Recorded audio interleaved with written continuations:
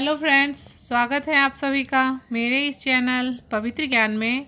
Friends, आज हम विजया एकादशी के बारे में बात करेंगे, जो कि फागुन मास के कृष्ण पक्ष की एकादशी को मनाए जाने वाला व्रत है। फ्रेंड्स, सबसे पहले हम एकादशी के महात्म्य के बारे में जानेंगे, उसके बाद हम इसकी विधि जानेंगे, फिर हम इसका कथा का श्रवण करेंगे और अंत में हम जानेंगे कि 2020 में विजया एकादशी कब मनाई जा रही है। तो फ्रेंड्स, अगर आपको ये जानकारी चाहिए तो आप मेरे इस वीडियो को पूरा देखिए। वीडियो देखने के बाद आप इस वीडियो को लाइक करें और मेरे चैनल को सब्सक्राइब करना बिल्कुल मत भूलिए। फ्रेंड्स, फागुन मास के कृष्ण पक्ष की एकादशी को विजया एकादशी के नाम से जाना जाता है। हिंदू धर्म में एकादशी के व्रत का महत्वपूर्ण स्थान है और यह महत्वपूर्ण स्थान रखता है। प्रत्येक वर्ष 24 एकादशियां होती है, लेकिन अधिक मास लगने या मलेमास लगने पर इनकी संख्या बढ़कर 26 हो जाती है। विजया एकादशी नाम अनुसार ही विजय प्रदान करने वाली है। प्राचीन काल में कई राजे और महाराजे इस व्रत के प्रभाव से अपनी निश्चित हार को जीत में बदल चुके हैं। इस व्रत के विषय में पद्म पुराण और स्कंद पुराण में अति सुंदर वर्णन मिलता है। अब हम जानते हैं कि इस व्रत की क्या विधि है। फ्रेंड्स, विजया एकादशी की विधि इस प्रकार है। दशमी के दिन से ही इस व्रत की शुरुआत मानी जाती है। दशमी के दिन स्वर्ण, चांदी, तांबा या मिट्टी के कोई भी एक आप घड़ा लें और उस घड़े में जल भरकर रखें तथा इस घड़े को पंच पल्लव रखकर वेदिका पर स्थापित करें। इस घड़े के नीचे सतंजा और ऊपर जौ रखें।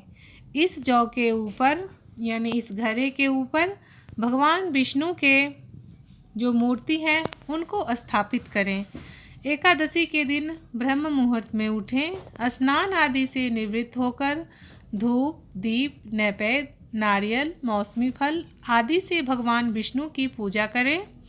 दोस्तों, पूजन करने के पश्चात आप पूरे दिन इसी कलश के आगे बैठें और भगवान विष्णु जगत के पालनहार के आराधना करें, उनके मंत्रों का जाप करें और रात में भी इस कलश के आगे बैठकर आप उनकी आराधना करें, उनका ध्यान करें और रात्रि को जागरण करें।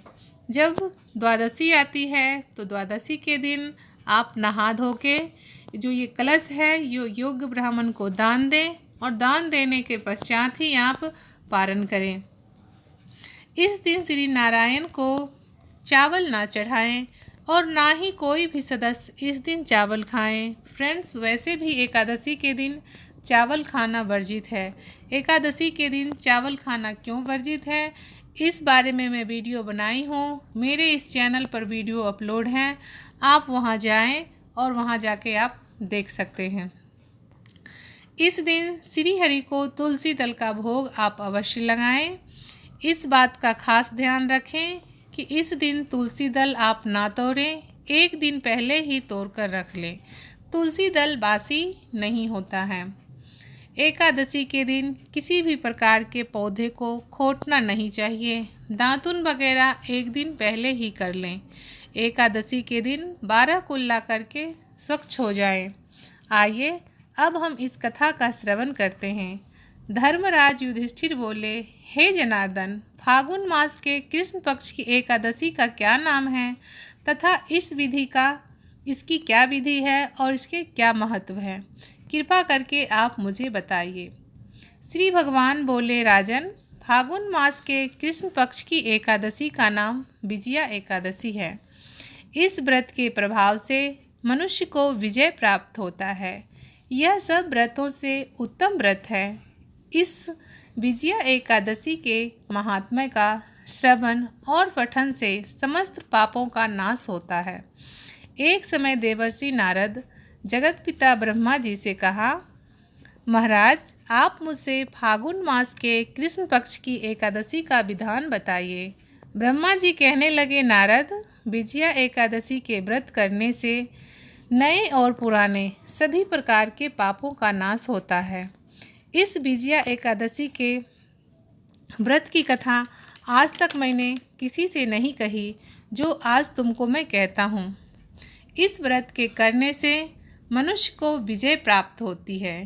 त्रेता युग में मर्यादा पुरुषोत्तम श्री रामचंद्र जी जब 14 वर्ष के लिए वनवास हो गए थे, तब उन्होंने लक्ष्मण और माता सीता सहित पंचवटी में निवास किया था।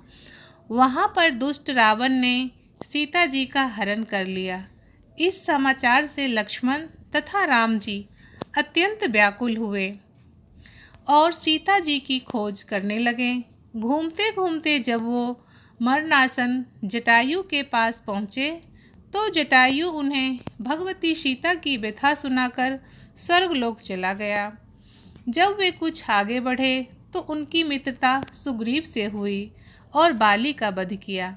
हनुमान जी लंका जाकर माता सीता को पता लगाया और माता सीता को श्री रामचंद्र और सुग्रीव की मित्रता का वर्णन किया और माता सीता को जल्द ही लंका से जेल ले जाने का वचन देते हुए श्री राम जी के पास पहुंचकर माता सीता की सारी व्यथा सुनाई।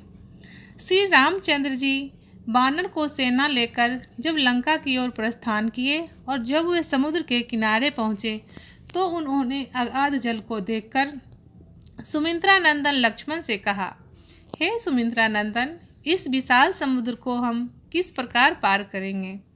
श्री लक्ष्मण जी ने कहा, हे पुराण पुरुषोत्तम, आप आदि पुरुष हैं, सब कुछ जानते हैं।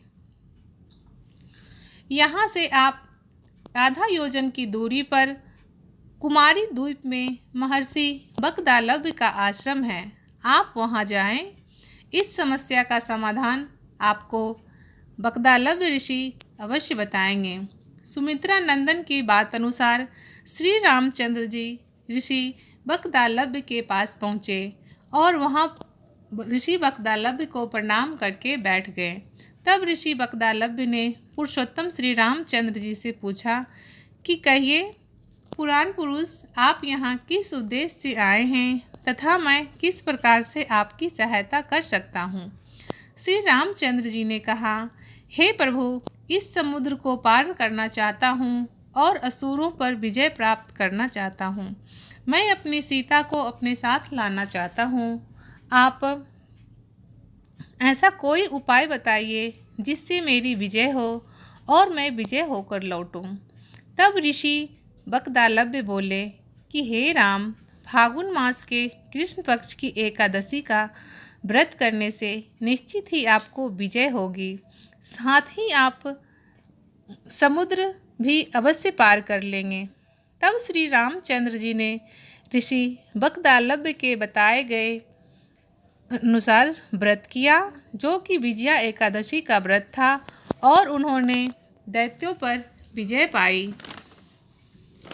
अतः हे राजन, जो मनुष्य इस व्रत को विधि पूर्वक करेगा, दोनों लोकों में उसकी अवश्य ही विजय होगी। हे राजन, ब्रह्मा जी ने अपने पुत्र से कहा था कि जो मनुष्य इस व्रत की महात्म्य को पढ़ता या सुनता है, उसे वाजपेयी यज्ञ का फल प्राप्त होता है। दोस्तों, अब हम बातें करेंगे कि 2020 में विजया एकादशी कब मनाई जाती है। फ्रेंड्स, 2020 में विजया एकादशी 19 फरवरी दिन बुधवार को मनाया जा रहा है। जैसे कि मैं आपको पहले ही बताई हूँ कि विजया एकादशी व्रत का प्रारंभ दशमी के दिन से ही माना जाता है। तो आप दशमी के ही दिन यानी 18 फरवरी से ही इस व्रत की तैयारी करें। फ्रेंड्स, इसमें 18 तारीख से आप दशमी का व्रत अगर स्टार्ट करते हैं तो 19 फरवरी को आप एकादशी व्रत करेंगे और 21 फरवरी को ही महाशिवरात्रि का व्रत भी है। तो देखें, अगर आप शिवरात्रि करना चाहते हैं तो शिवरात्रि का व्रत कर लें, और नहीं एकादशी आपने करना है तो आप कर सकते हैं। जो वैष्णव धर्म के लोग हैं वो एकादशी करें, और जो शैव धर्म के अनुयायी हैं वो महाशिवरात्रि का व्रत रखें। फ्रेंड्स, मैं उम्मीद करती हूँ कि मैं जो ये वीडियो में आपको जानकारी देती हूँ, मेरे द्वारा दी गई जानकारी जानकारी आपको अच्छी लगेगी। अगर आपको ये वीडियो पसंद आता है तो आप मेरे वीडियो को लाइक करें और इस पवित्र ज्ञान चैनल को सब्सक्राइब करना बिल्कुल मत भूलिए। फ्रेंड्स, इसी के साथ ही मैं अपनी वाणी को विराम देती हूँ।